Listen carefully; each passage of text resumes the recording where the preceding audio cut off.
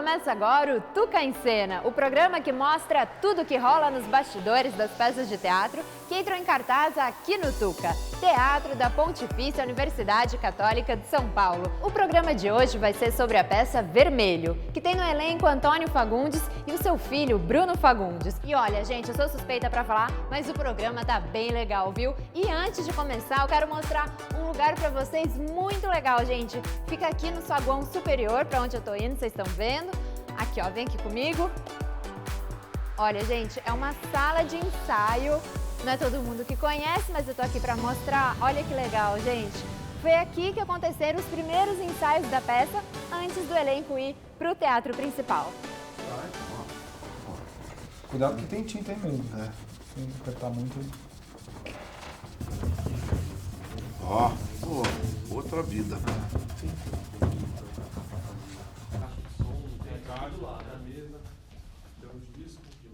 Tem um cinzeiro aqui. Tinha um outro aqui, não tinha, Vi? O som não é mais pra trás, né? Ah, tem dois aqui, ó. Tá aqui, ó. Aí? Depois a gente vai ver onde era, mas eu me lembro que tinha mais um.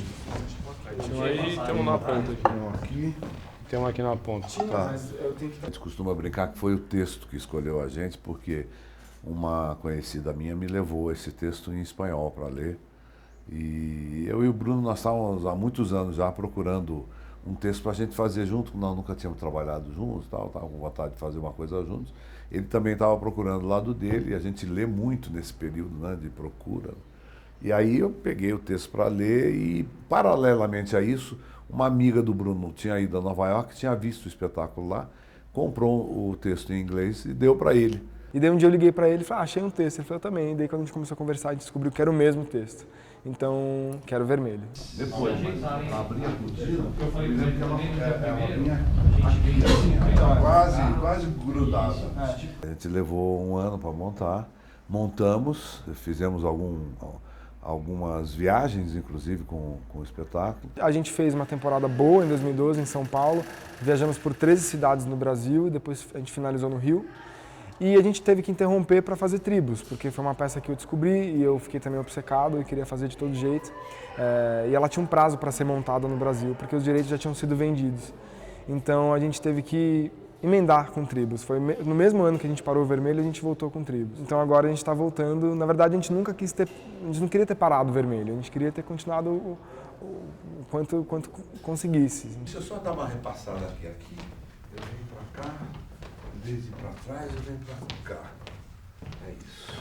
A peça fala sobre o Mark Rothko, que é um pintor expressionista abstrato, que foi um dos expoentes desse movimento na década de 50, em Nova York. Ele foi um dos responsáveis por colocar a arte moderna dos Estados Unidos no mapa artístico. Antes era só na Europa, então ele trouxe o foco para os Estados Unidos, junto com outros artistas contemporâneos a ele, também americanos, mas ele foi um dos mais emblemáticos, um dos mais importantes e misteriosos e que tinha essa história de vida muito intensa. A peça se passa no momento de crise dele, quando ele é contratado para fazer 9 murais para um restaurante que estava sendo construído num prédio que também estava sendo construído, que ia revolucionar a arquitetura do mundo, que era a primeira vez que era construído um prédio em aço e vidro.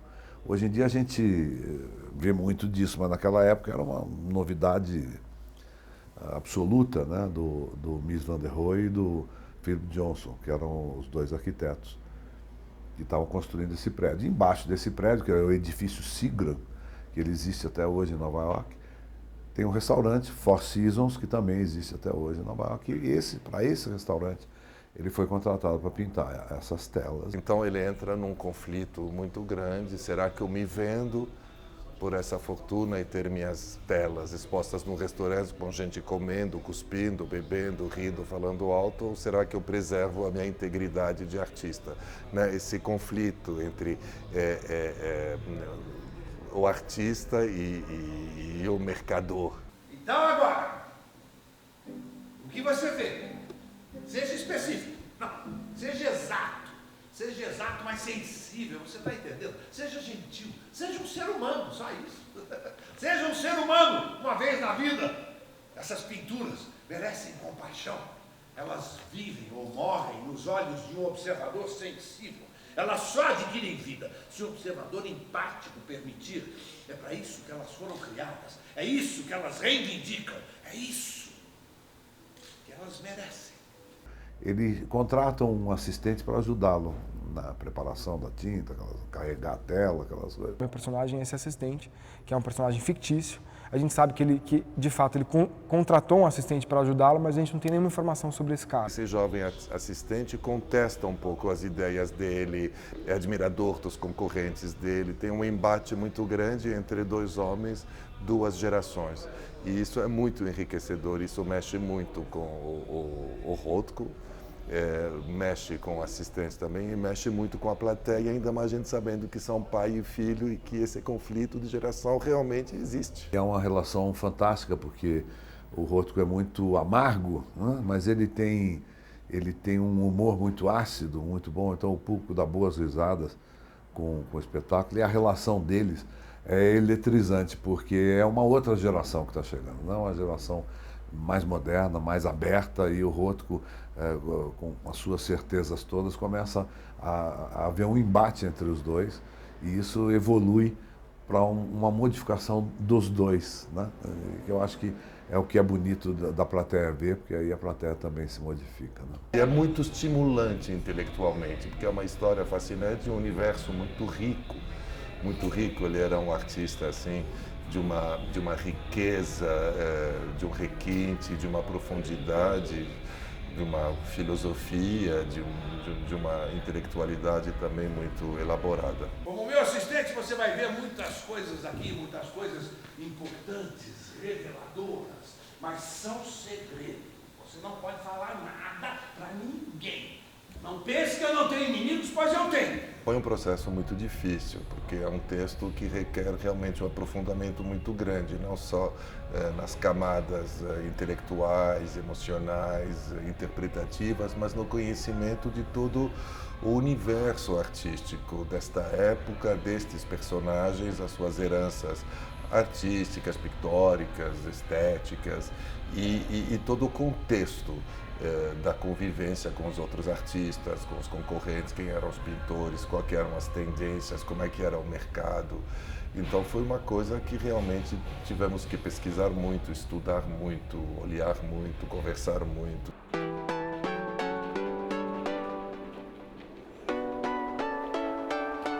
Esses dois movimentos da peça, do John Logan, para quem chegou hoje, o John Logan é um autor bastante conhecido nosso já.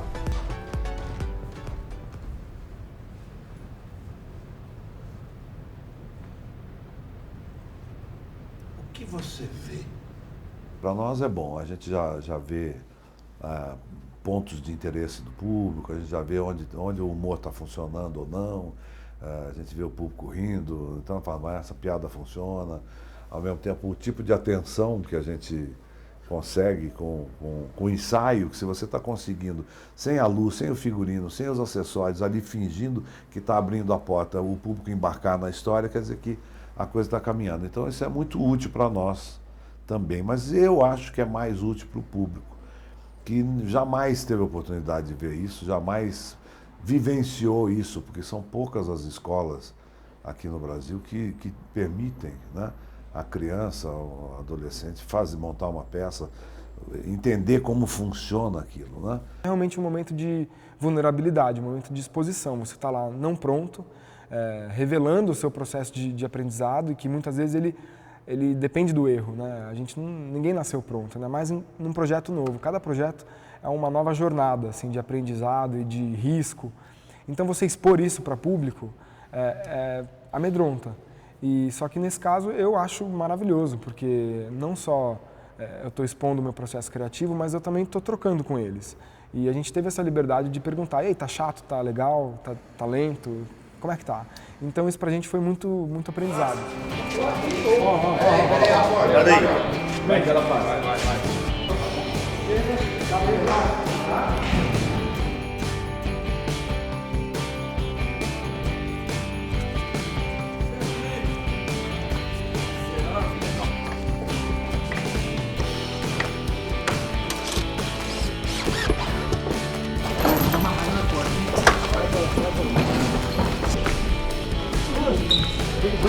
Que bom bastante. Passou, não? Cuidado, tu não tome.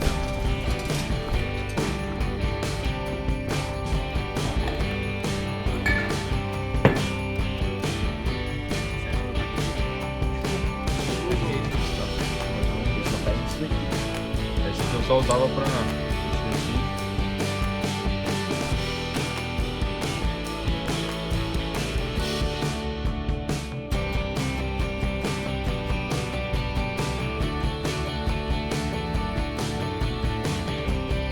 A gente quis fazer um cenário que realmente te transportasse para um outro ambiente.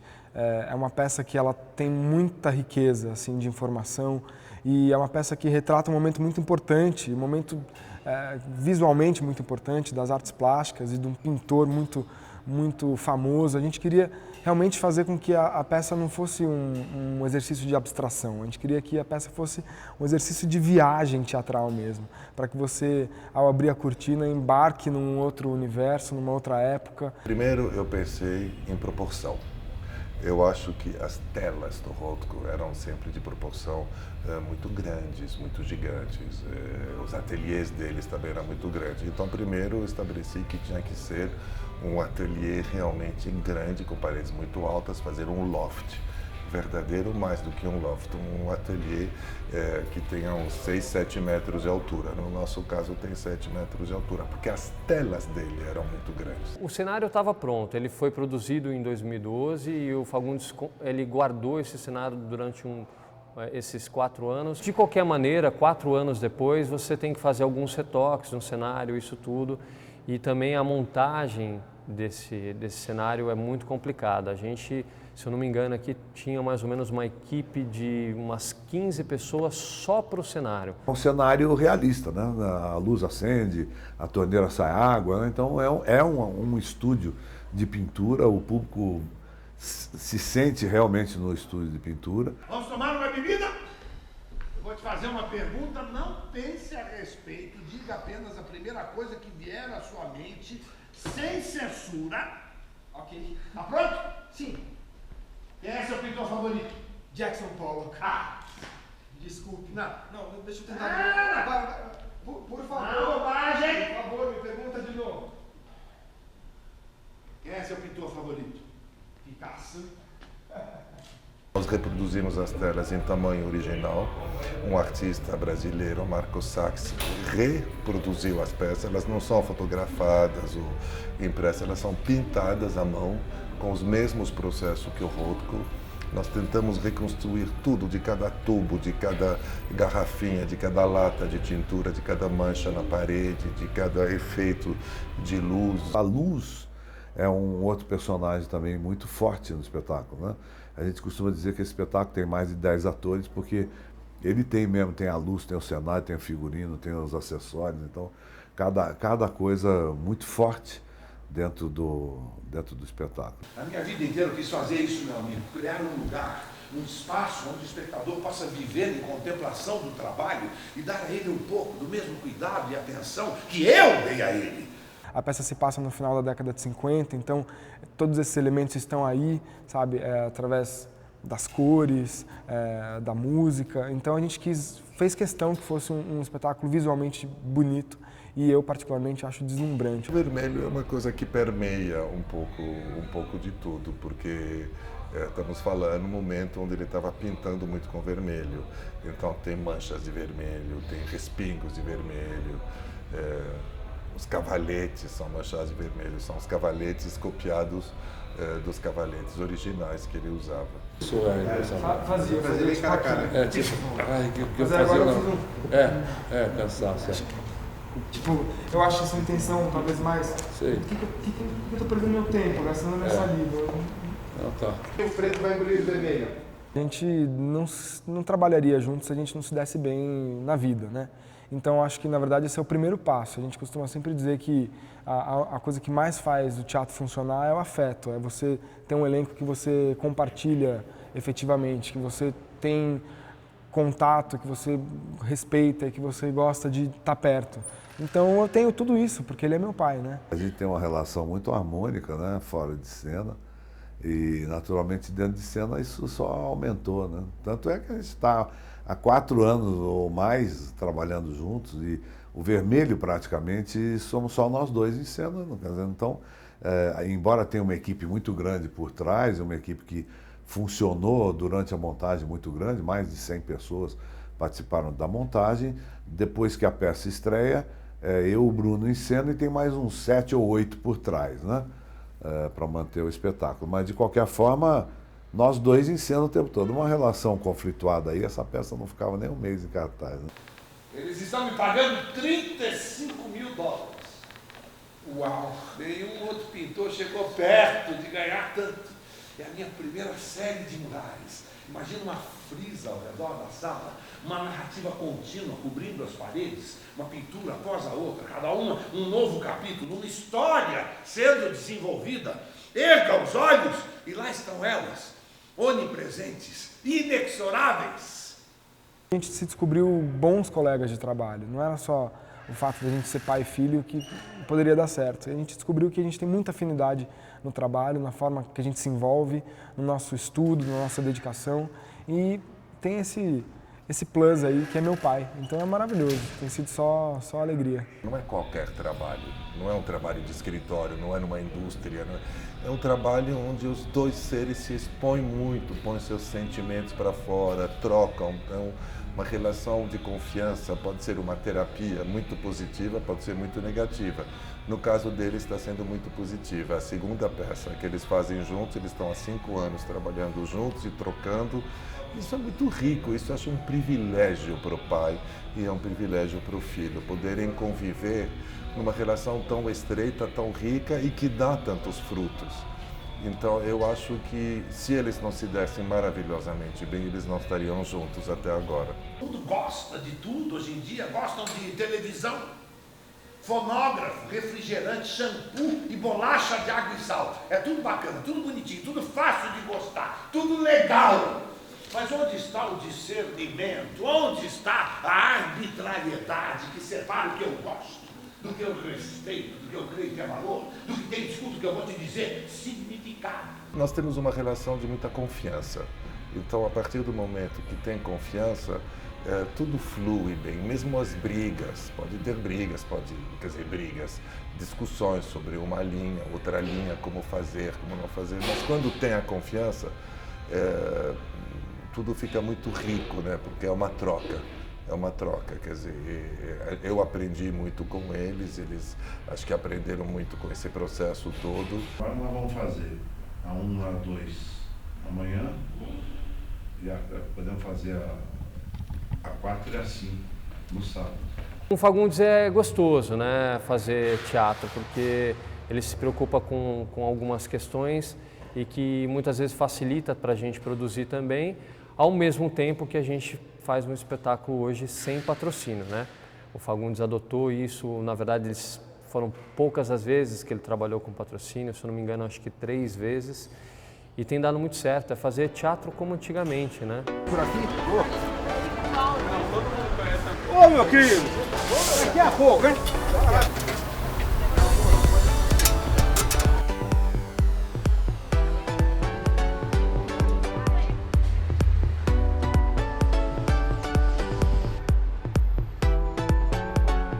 Nós sempre queríamos ter o Antônio Fagundes aqui, né? Era um sonho nosso ter aqui fazer parte da nossa agenda. E aí deu certo, o Fagundes topou vir com Tribos, 11 meses em cartaz, tremendo sucesso de público e crítica, e aí começou a surgir já a ideia de trazer Vermelho. E para mim é uma satisfação, né? O que falar do Fagundes? Assim, eu tenho uma grande admiração por ele, não só profissional, mas como pessoal também. Ele é um cara de teatro, um grande conhecedor. Eu já falei para o Sérgio Rezende, né? Eu falei para ele que ele está perdido, que eu nunca mais saio daqui, né? Eu vou grudar aqui nesse chão, não saio mais. Eu adoro esse teatro, eu acho ele super bem administrado, o Sérgio tem uma sensibilidade muito boa, todos os funcionários são fantásticos. E fico muito feliz quando o Fagundes fala que não quer sair mais do Tuca, porque nós não queremos que ele também saia daqui. Então, houve um casamento e espero que seja eterno. Quando eu tinha a sua idade, a arte era uma coisa muito solidária. Não existiam galerias, colecionadores, críticos ou dinheiro. A gente não tinha mentores. A gente não tinha família. Nós éramos sós. Mas apesar de tudo, foi uma época dourada. Tuca é maravilhoso, assim, é um teatro que eu sempre sonhei em trabalhar, porque eu venho ao Tuca desde muito jovem, muito pequeno. Meu pai sempre fez questão, meus pais, de me levarem ao teatro. Não só eu, mas meus irmãos também. E aqui, particularmente, foi um teatro que eu vim muito, assisti muitas peças. Eu me sinto como se fosse minha casa aqui mesmo. Como a gente conheceu toda a galera daqui, a equipe daqui, a gente se aproximou muito. E é um lugar maravilhoso, eu me sinto felizardo de poder estar de volta para o Tuca.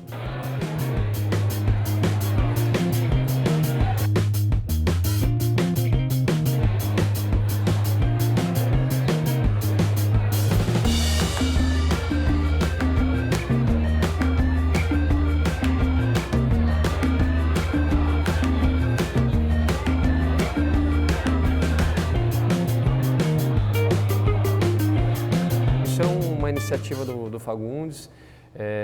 Ele cita alguns artistas da época, né, do expressionismo abstrato, da pop art. Durante a peça ele cita alguns desses grandes artistas, Manet, Picasso, Jackson Pollock. Então ele achou que seria muito interessante que as pessoas tivessem um acesso, pelo menos a um resumo disso durante aqui a entrada no saguão, justamente para que você possa aos poucos e entrando no universo do que eles vão contar ali em cena. O Brasil é sempre prejudicado nessa área, né? Particularmente as artes plásticas, né? A gente tem pouco acervo de gente importante aqui, até porque custa muito caro, né? Então, os nossos museus não têm. Marco Rothko, por exemplo, não existe aqui. O último quadro que ele vendeu por 79 milhões de dólares. Ele não, né? O proprietário do quadro. Então, os nossos museus têm pouca coisa do Andy Warhol, do Jackson Pollock, então, né, do de Kooning, que são todos do expressionismo abstrato. E a gente cita muito esses pintores durante a peça. A gente cita o Frank Stella, a gente cita o Caravaggio, a gente cita o Picasso, a gente cita o Matisse. Então, o nosso público não tem a oportunidade de conhecer isso. A gente, então, fez uma exposição antes do espetáculo, com cada citação nossa. Então a gente fala de um quadro do Rembrandt, tem lá o quadro que é citado na peça, com um pequeno verbete sobre o Rembrandt. A gente fala do Jackson Pollock, tem um quadro do Jackson Pollock, e assim por diante. Você viu, pai, isso aqui? Ficou linda a foto acesa, eu achei que tem que ser com luz, né? Eu acho que também ficou bonito. Ela brilhou. Eu tô super ansioso porque vai ter bastante amigo na plateia e família também. Então isso dá uma boa aquecida na plateia, mas a expectativa tá alta, porque é uma peça que a gente ama muito e a gente está muito ansioso para mostrar para o público e nervosos também.